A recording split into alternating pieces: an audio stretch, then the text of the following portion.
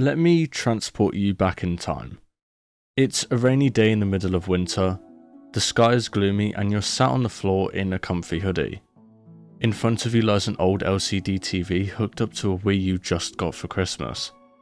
And on that Wii, a gorgeous world of water is being travelled through.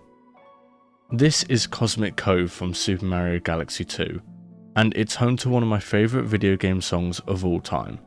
The eloquent piano keys and blissful strings make it an undeniable throwback to a time we all wish we could have back. I'm not sure what exactly makes this music so special, especially since the galaxy itself isn't that meaningful to me, but it perfectly captures that period of time. A time I hold a lot of nostalgia for, and a time I'm sure that you do too. Nostalgia in both video games and media in general has seemingly become a topic that's now inescapable. Edits of our favourite games as a child flood our recommended pages, podcasts discuss forgotten gems in great detail, and movie adaptations have now begun reimagining those eras in a modern format. All of these are parts of what make nostalgia an impossible thing to avoid. But I'm someone that has fallen in love with that feeling of nostalgia, but more so the nostalgia of video game music. Because the way in which soundtracks stick with us is unlike anything else I can really experience. Whilst I can feel nostalgic looking back at an old Let's Play channel or a game's box art, I don't feel quite as engulfed in that time period unless I can hear the music that corresponds with it. The Mario franchise is always the first that comes to mind whenever I think about my childhood. I grew up as a Nintendo kid all the way from 3 years old when I got my first DS, and I immediately fell in love with gaming. Playing games like Mario Kart, New Super Mario Bros, and Mario Party all gave me a distinct appreciation for the medium, and I credit their soundtracks for shaping part of who I am today. That opening Mario Kart title screen music playing over the once incredible render of Mario in his kart always reminds me of times I'd play online with my friends in school using our terrible Wi-Fi connection. I think back to the paint tool where I got to create cool pieces of art that I could use in my races, making the game feel personalised just for me. Yoshi Falls' cheery jungle aesthetic reminds me of all the times I used to time trial it, but just ended up falling off because of the annoying waterfalls that would constantly push me into the void. And Delfino Square reminds me of how much fun I would have drifting through the narrow pathways of the town, and taking that small but crucial shortcut over the mud. These are all songs that make me reminisce about my childhood through memories I actually had, and I love that these tracks are what keep these moments in my life from fading away. But these Mario Kart songs can't capture the strange beauty of the Wii menu music. It's so faint and simple, yet feels like an ambience I could hear for the rest of my life. I remember the feeling of getting home from school and immediately loading up my Wii to have an awesome rest of my day with. I think back to scrolling through all the channels and using the motion controls to just mess with all the interactivity of the console. It's still my favourite ambient menu song of all time because it's a song I would hear every single day for many years of my life. I wouldn't be surprised if someone later went on to make an hour-long video essay just about this title screen alone. It's genuinely that nostalgic for me. But who said we had to just stay on the menu?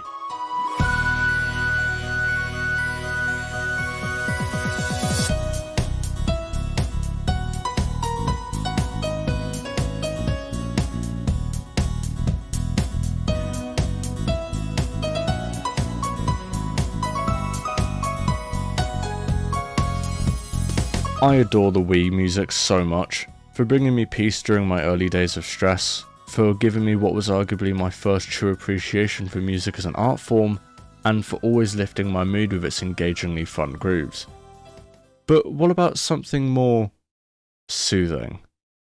Mario Kart Wii's Wi-Fi menu music isn't just a boring piece of abstract sounds meant for small children to hear and pass off like it's nothing. Instead, it's an emotional ballad that gives me goosebumps every time I hear it. I'm brought back to those rainy days where all I wanted to do was play Mario Kart online with my friends. It was a song I heard just as much as the Wii menu music itself because of my early infatuation with the franchise. Every time I'd hop online, I'd be met with an alleviating track that at certain times would pick up its pace to get you warmed up for the race ahead of you. And hearing that music once again while writing this video has made me miss those days even more. All I want sometimes is to relive those experiences I won't ever get again, Modern games very rarely capture that evocative tone setting of music from the Wii era. The only games that even come to mind for me are Celeste, Cuphead, and the OG Fortnite theme song, which, god, that song honestly changed my life, I'm not even kidding. But something I've always been fascinated with though, is the feeling of nostalgia I get from songs which I shouldn't even have a connection with. Why does the Orb of Dreamers from Little Big Planet make me want to cry every time I hear it?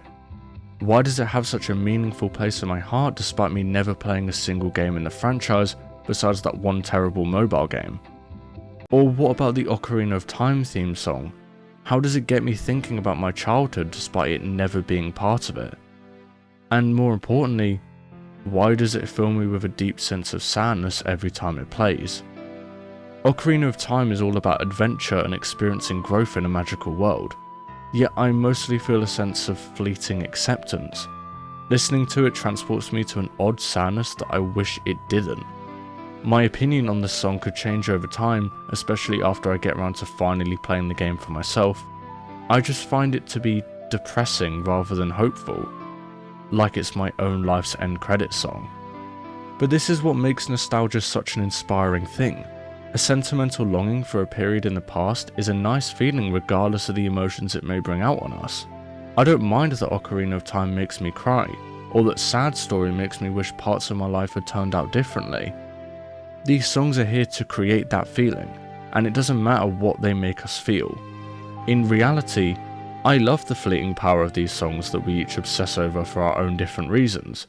Having the ability to listen to a song with someone else and each talk about our own feelings with that music is a powerful thing. These worlds are designed to transport us far beyond our own reality, and their music allows us to do that whenever we desire. Although, let's not act like nostalgia is all about sadness, because sometimes these tunes can teleport us to an environment of undeniable fun.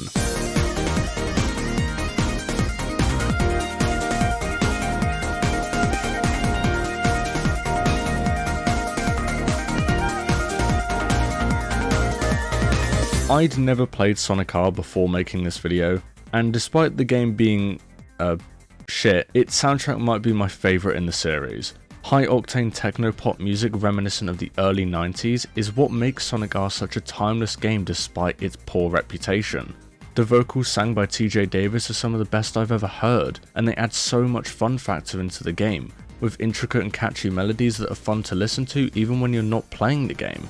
Can You Feel the Sunshine is a bouncy orchestral bop about feeling the warmth of the sun and the happiness that comes along with it.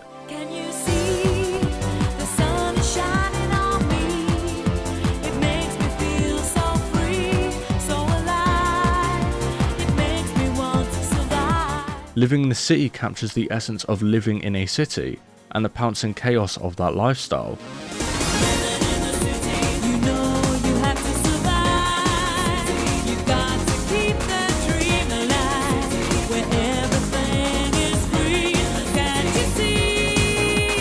And let's not forget about Supersonic Racing, one of the best theme songs I've ever heard. The groovy synths that swerve around a hypnotic bass perfectly emulates the speed of Sonic the Hedgehog.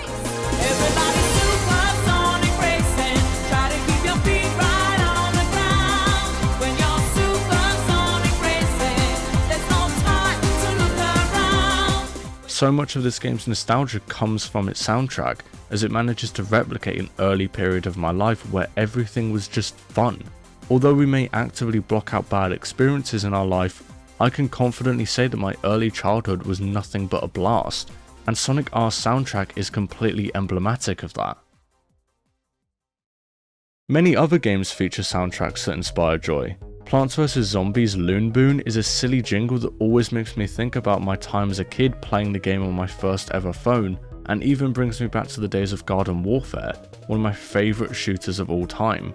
Simian Segway from Donkey Kong Country feels like a hopeful adventure through a tropical wonderland, which is exactly what the game is.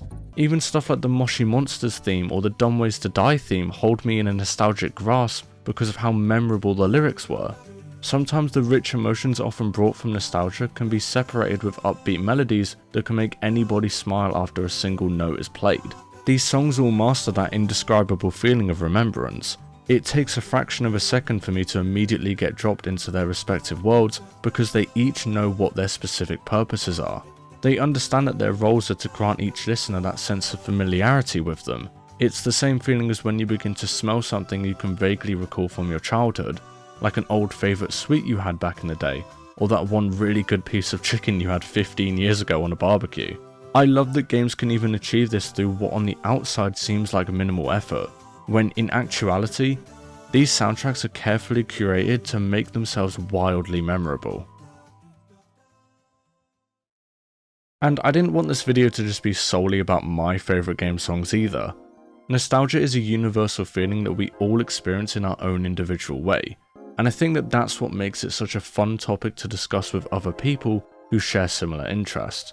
So here are some of the favourites from a handful of fellow content creators. Persona 4 is a game often revered for its soundtrack, and deservedly so. Inaba is a small, drab town in the Japanese countryside, but songs like Signs of Love, Heartbeat, Heartbreak, and Your Affection quickly connect you to the setting and make it feel like a second home. However, the song I find myself most nostalgic for in Persona 4's tracklist is Shadow World, the opening theme for Golden. Whenever I play a game for the first time, especially one I know I'll probably end up loving, I like to let the title screen music play in its entirety before jumping in. I was blown away by this song and its accompanying animation, and whenever I'd sit down for another play session, I would never skip it. Nowadays, I associate this opening and its music with the pure joy and excitement I felt throughout my first playthrough. It's a gaming memory I'll cherish forever. Last year, I embarked on a journey. I started playing the Trails games. Trails is the One Piece of video games. It is a series of super long, interconnected JRPGs that is still ongoing to this day. My journey started with Trails of Cold Steel, which also happens to have one of the best pieces of music I've ever heard. A song that somehow gives me an intense feeling of nostalgia, despite only hearing it for the first time last year. In the vast fields of the Nord Highlands, your ears are graced with Land of Blue Skies. A song that instantly transports me to a time when everything was peaceful. I feel like a child laying on the grass, enjoying a beautiful day under the shade of a tree when listening to this. More than that though, this song gives me an odd sense of nostalgia for the beginning of my Trails journey. Even though this was just last year, I really was a different person before I played these games. Trails is now one of my favorite series of all time, so I look back at the time I played Trails of Cold Steel very fondly. Enough to feel nostalgic about it sometimes. You know what has a banger soundtrack? The Barnyard Movie video game. I'm not joking, it's actually really great. Most of the soundtrack comes from North Mississippi All-Stars, a bluegrass rock band who also contributed to the film that the game is based on. It's one of the most atmospheric and immersive game soundtracks I've heard, with relaxing guitar melodies setting a super chill mood. I'm sure this game about talking bipedal farm animals doesn't inspire much confidence in showing any kind of genuine atmosphere, but the music is such a perfect fit for this setting. My nostalgia for this game is definitely helping there, but I think anyone could enjoy listening to most of these tracks, short loops aside. It's just nice, simple bluegrass guitar. What more can you really ask for? So as a kid, my iPod was just like full of Nintendo music, you know, the Mario World soundtrack, Mario Galaxy, that sort of thing. But then I played Super Hexagon, which is Terry Kavanagh's second game, and it was the first time that I just really fell in love with the soundtrack like that. But more importantly, it was the first time I was like, who made this soundtrack? And that's when I looked up the composer of the soundtrack, Chipsel, and then I looked into her other albums and other artists that she collaborated with, and I soon fell into the chiptune scene. And that whole scene and those artists, and Chipsel in particular, is the first time I really followed an artist outside of the context of like something that they were in, like a game soundtrack or something like that. So the Super Hexagon soundtrack, which I own on vinyl in the lamest color possible because they made it in a bunch of different colors and I got black, is really symbolic to me because I began to follow that artist, and it's just all bangers. This is a bad take. Hey, I said you can include any of it, so include the worst take, and that's up to you.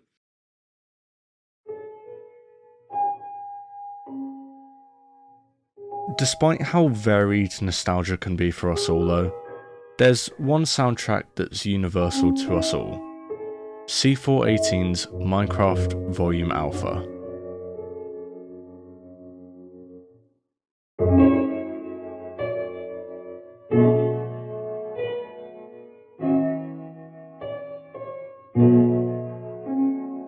I don't quite know what it is about Minecraft's original soundtrack, but it's music that forever transcends any other for me.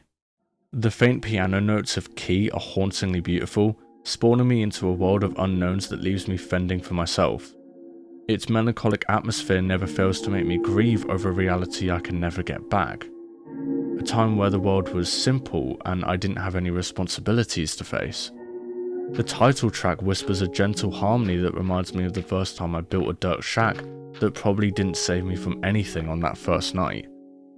And Living Mice re-invites me to a part of my life that likely won't be replicated again.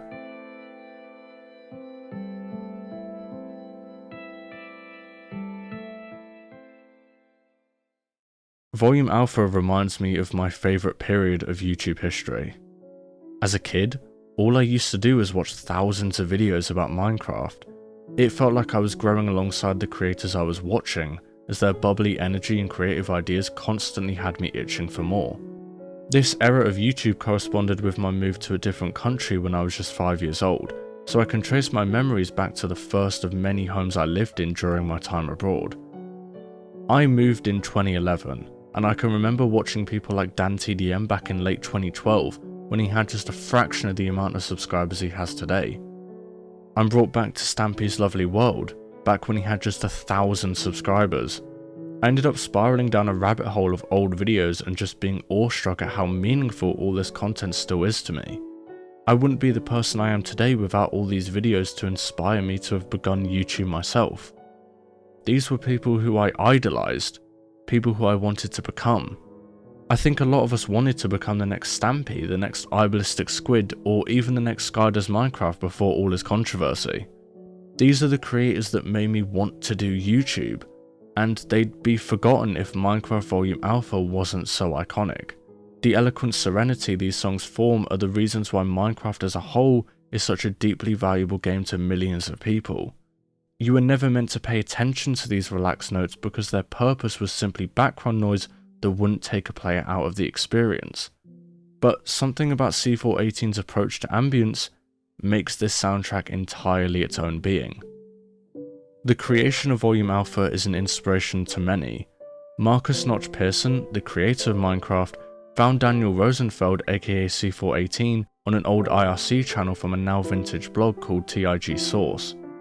Marcus and Daniel constantly threw their work back and forth with each other until C418 was ultimately chosen to spearhead Minecraft's soundtrack.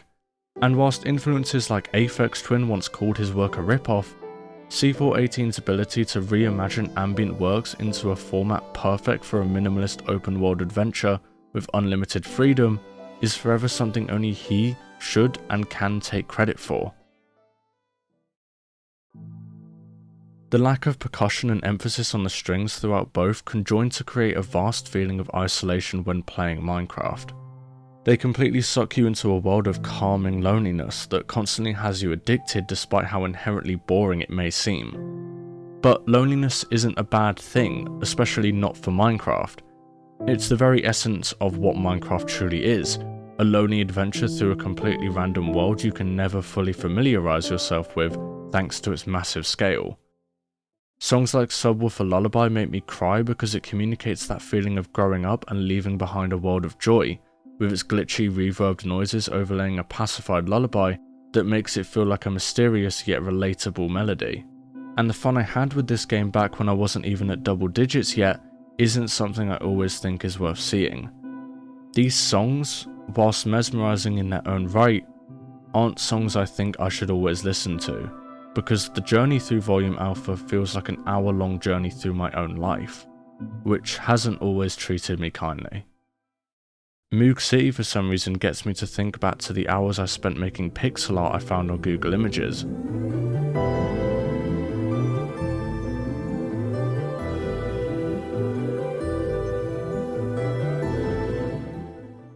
Hagstrom prompts me to think of those first nights I spent talking to my friends long past the time I should have been asleep.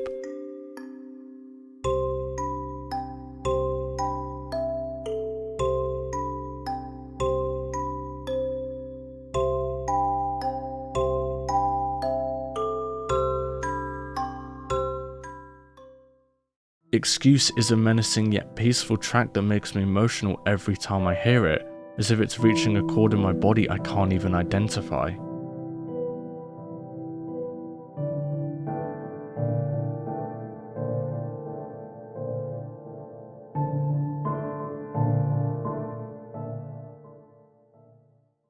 Sweden has made me cry more times than I can even admit.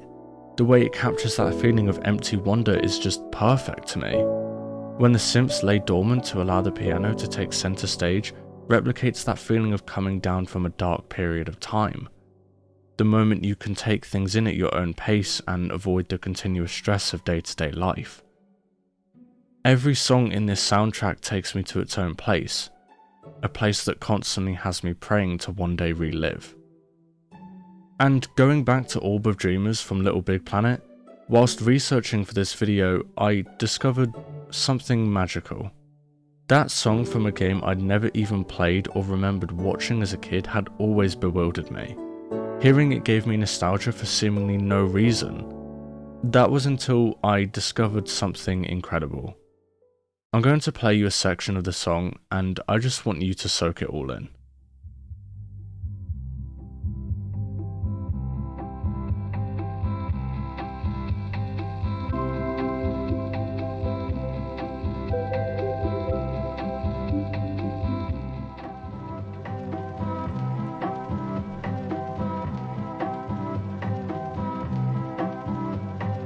This is why I love this song so much.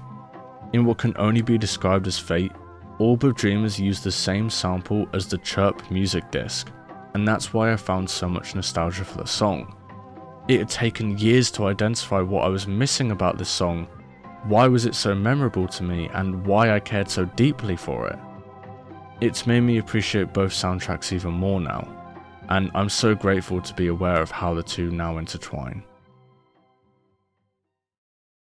And on top of this, while working on this video, Volume Alpha was officially inducted into the Library of Congress's National Recording Registry, being officially recognized as part of the Defining Sounds of History collection of music, being only the second video game in the registry, following in the footsteps of the Super Mario Bros. Theme. It goes to show how culturally significant and game-changing C418's talent really is.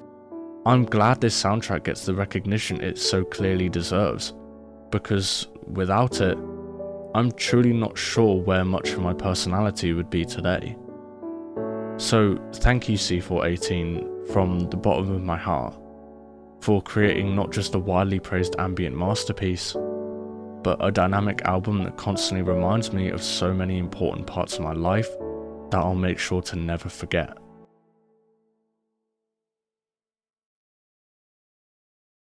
Nostalgia is often excused as simply a fictional version of the past that isn't entirely accurate to reality. This may be the case, but I don't mind that. I find nostalgia to be fascinating. It's allowed me to venture back into moments I never want to forget. It's got me thinking about the good old days of creating Maze Runner worlds with friends, some of who I haven't spoken to since those times. It's granted me the opportunity to experience media I never even understood purely from a catchy chorus or a booming synth pattern. Nostalgia brings me back to those days on the Wii, playing Mario Kart continuously for hours on end just to prove I was the best. It makes me think of those gleeful times spent on Mario Galaxy 1 and 2, collecting every star I could and fighting my way through each level, and later conquering Grandmaster Galaxy. And so, I blink. And I'm brought back to now. But now isn't going to last forever. At any moment, I can put my headphones back on, travel back to a time I so dearly miss. Be sure to like and subscribe, and I'll see you in the next one. Peace.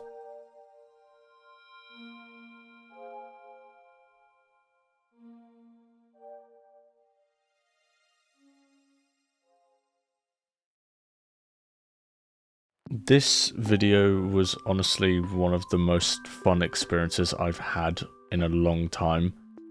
I genuinely really enjoyed making this video, more so than a lot of my previous stuff that I've done. Just going through all nostalgic stuff and reliving those memories has been really, really, really special to me. And on top of that, I think editing this video and producing this video has really been a step in the right direction for me. When it comes to adding in VR work and making transitions smoother and just speaking and other things like that. So I'm definitely super proud of this video. I hope you all enjoyed. Massive thank you to the collaborators that were so kind enough to actually be involved in this project. It means a lot to me. And of course, once again, thank you Tesco Meal Deal for being a member. Take care everyone. I hope to see you soon. Peace.